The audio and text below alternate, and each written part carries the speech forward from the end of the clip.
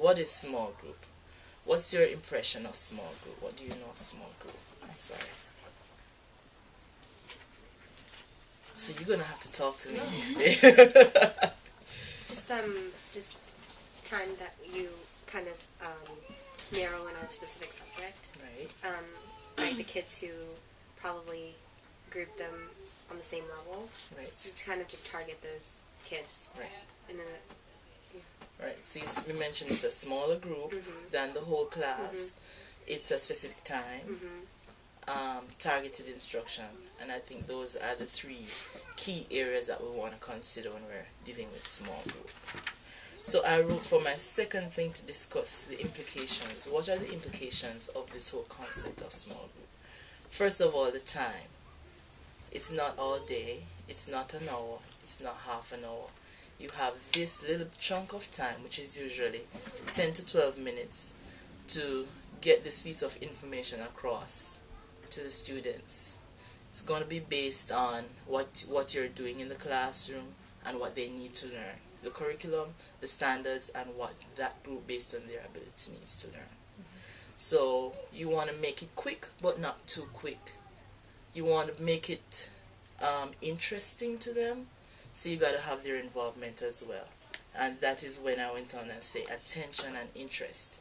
If you're presenting it in a sad kind of a monotone kind of way, like if you're talking to me and you sound all drab, I'm going to be like, okay, you know, and they'll do the same thing. It's just that out of respect they won't say that, but for the kids, you know that you got to be lively and you got to pep it up, and you've got to have and keep their interest. So the first thing for me, just like in a lesson, how do you catch their interest? How do you hold it for the 10 minutes? I mentioned the pacing of the lesson already. Don't stay too long on one thing. Move it quickly, because kids' attention tend to wander quickly. The grouping. What kind of lesson is it? It could be a science lesson. If it's a science lesson, which is something they have to observe or touch, move around, click, talk, press, touch, feel, discuss, then it tends not to have to be it doesn't require too much planning to grab their attention, because it's already something interesting to them. You don't have to worry about them being distracted because they have something to maintain their attention. If it's something like a reading small group that you know they're going to be writing and reading and looking at pictures, having discussions, something that they won't naturally gravitate to, then you want to think about how you're going to keep their interest. For me, first things, I always try to make them know what the objective is. And the objective is based on the standard you're addressing, but you've got to make it in a kid language, something that they can appreciate, okay? If you say something like, I want to see if you understand what phonemes and graphemes are, or something, they'll be like, okay. But if you say something like for my kids, they're looking forward to going to kindergarten, so I'm like, I want to see who the kids are that are ready for kindergarten. Are you ready for kindergarten? And even if you didn't want to be there, you're like, kindergarten? Yeah, I'm ready. I'm ready. I did that already, and they're like, all of 5 minutes. Yeah, I'm ready. Kindergarten. And I'm like, okay, let's do this. Kindergarten. You just want to really get them pepped up and interested. So first of all, the grouping, which is very, very, very important. The grouping has to do, as I said before, on what you're discussing or what you're going to explore for the particular activity. If it's sciencey, it's okay to have a flexible group.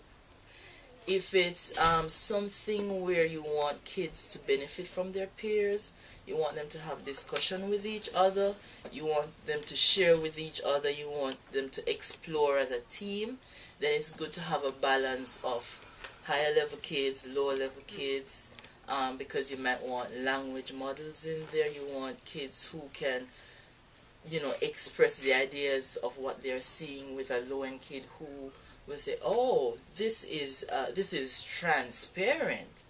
And the low-end kid might not understand, oh, transparent, and he might say, what does that mean? Or the teacher, if the teacher picks it up, the teacher would be like, oh, you Genesis, you said transparent, what does that mean? And right there, you're starting a dialogue with a kid so that the other one can feel welcome to fall in as well. If it's something like reading, you want to look at like letter identification, letter sounds, sight words. If you're onto sight, you're doing pre-K, right? Yes. Right. If you're doing sight words yet, you want to do it based on their reading levels. So that I do based on the assessments. 20 right now, 24 up. If you know 24 to 26 letters, and if you know 24 to 26 letters and about 20 out of the 26 sounds, then you're in my top group. Okay. And you kind of use a similar stratum for the mid group and the lower end group. The kids who are, if I'm doing, let's say, a sight word activity, would my kids who don't know letters be doing that activity? No, because they don't have the prerequisite skills. So the grouping is important. If you have a low end group kid in that group that doesn't have the prerequisite skills, then you're setting them up for failure because they don't have the skills to master that skill yet. So the to do, that's number 3. Can I ask a question? Sure. What about math? Would you group it the same as literacy? No. You got to understand again, based on the objective, how many kids, if you're doing number identification and you're doing numbers 20 to 25, numbers 20 to 30, if the kid doesn't know 1 to 10 yet, then they wouldn't be able to understand the whole classification system of counting 20 going up to 30. So again, you want to take into consideration the kids, because there are some kids who are good at reading but not at math, and the same thing vice versa. So you want to look at their competence in terms of the skill that you're addressing and use that to kind of help you guide who you put in each group. Does that help? Yes. Yes. That's what we're doing. Yeah. So first of all, the to-dos. You're having a small group. You've called your kids over. I don't know what system you use, but in my classroom, I use my big mouth and I say, 1, 2, 3, all eyes on me. And everybody everywhere said, 1, 2, eyes on you. And I say, I need the following kids. And I call the names, and everybody everywhere from whose name I call, they come to small group. Like right now I have a problem because they're kind of whining, come into small group. I want to be in center. So those who come right away, they get a sticker. And they're like, oh, I want a sticker. So they make it quick. When they come, everybody is seated, set out the rules first. What's the rules for small group? And like right now my kids know the rules for small group. Your hands are in your lap and your eyes are on the teacher. Are you ready? Yes. And I love the way you're looking at me. You got your eyes on me and your hands are in your lap. And by this time, with me saying all of that about Anne, you who weren't listening start, oh, I gotta get my eyes on you. Call my name too, because my hands are in my lap. And it's like kind of a disease. Everybody catches it because you want to call my name because I'm doing the right thing. Call her my name. Good job. We're ready. Now today, you've set the pace. The first thing you say is the objective. What are we going to, because they want to know that. What are we going to do today? And that's when you set the objective out in a kid-friendly way. Today I want to see who knows these sight words, because we have been doing some guided reading. Who knows these sight words? Okay, so we're going to play this game. Oh, bingo, yay! Yes, it's close to bingo, but we gave it a different name because it's got words on it. What's that word? What do you think it is? Wordle. Yeah, it's Wordle. So if you know the words on here, oh my goodness, that means you're ready for kindergarten. I'm ready for kindergarten. Everybody gets their cards and you tell them very succinctly, very clearly, very short sentences, what the expectation is. Okay, I'm going to give you your bingo card. Are you going to touch it No. Keep your hands in your laps. Good job. So they know right away when it comes in, you know what to do when it comes in front of you. As a man. No, I gotta take it back because you're not ready. And then you come around and say they understand that you're firm on what the rules are. You let them know, for example, everybody knows bingo, right? You let them know how they're gonna win. You gotta have 3 going across at the top, in the middle, or at the bottom in order to win. So it's not full house. We call it full house in Jamaica. I don't know if that's what you call it. You call it full house? I don't think we call it, I think that's with poker. Oh, we. I don't know. It could be. We call it Fill the board. You just fill the, yeah. Yeah, you sometimes you can fill everything out to win, but instead it's 3 across, 3 in the middle, or 3 at the bottom, or sometimes they're like 3 down. That's fine.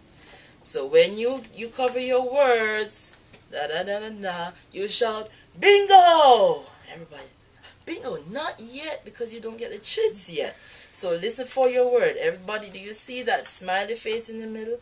Yes. Put 1 chit on the smiley face, put your hand back in your lap. What did I say? Put a chit on the smiley face, put your hand back in your lap. And I have my chits in the middle. Everybody's hand is in their lap. You're ready? Okay, first word. If you have this word, cover it up with your chit. And if it's like the really slow ones, say it again, let them tell you. What did I say? If you have the word, cover it up with a chit. Ready? The. Do you have the word? Yeah, I have it. Okay, take a chit, cover the word the, put your hand back in your lap. So short sentences, quick, not talking too much, but fast enough that they can catch up with you.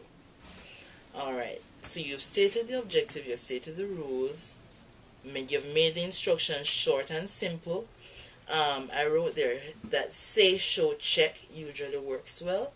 So like, for example, if it's the first time they're playing the game, Wordle, okay, I'm going to show you. I have my card in front of me, and I'm going to listen to the word that my teacher says. The teacher said the word the. I heard the word the, so I'm going to cover the word the. So you're saying it. Let me show you how I cover the word the. I cover the word the.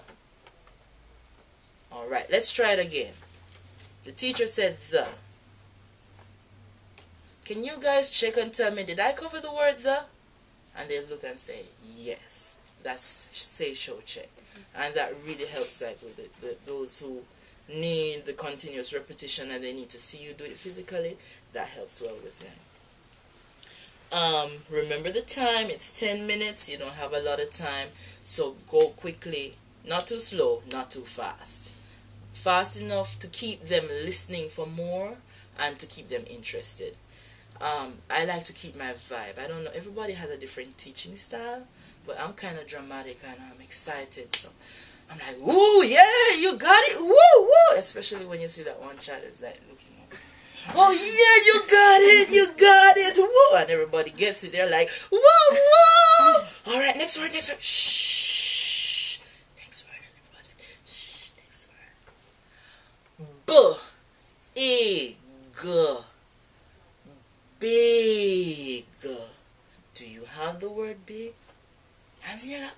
Do you have the word big? I have it. Cover it up. We gotta win.